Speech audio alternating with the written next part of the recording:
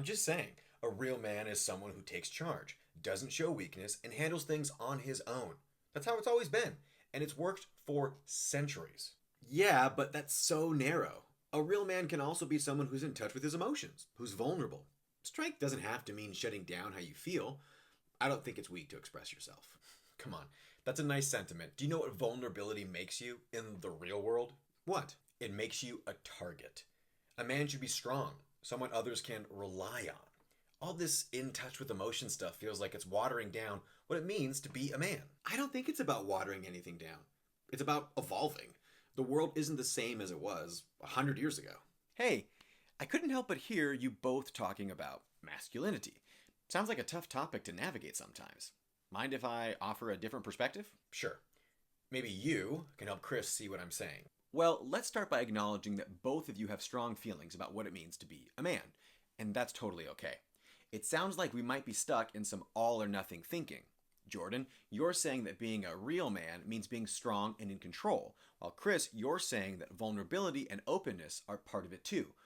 What if both of those ideas could exist at the same time?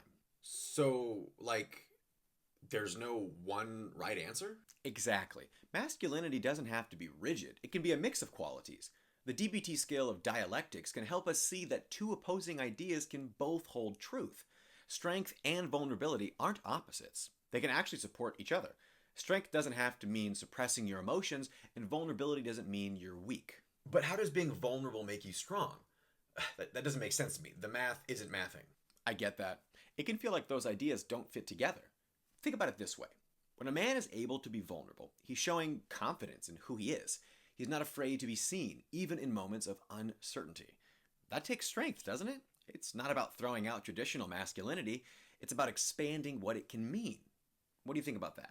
Yeah, exactly. I'm not saying being strong is bad. I just think there's more to it. I don't know. It still feels like we're losing something. Like, all the men I've looked up to were tough. They didn't show emotions. What happened to that? It's understandable to feel that way. Those examples of strength are part of masculinity too. Maybe there's room for both physical toughness and emotional awareness. It's about balance, not replacing one with the other. Instead of either or, we can think both and. I guess that makes sense. But it still feels weird to me. It's totally okay to feel conflicted, Jordan. The important thing is that we're opening up a conversation about it. You don't have to change your beliefs overnight.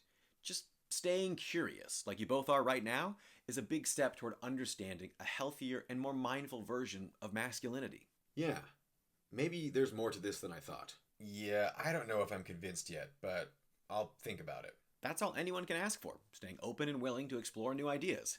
Remember, masculinity can evolve, just like people do.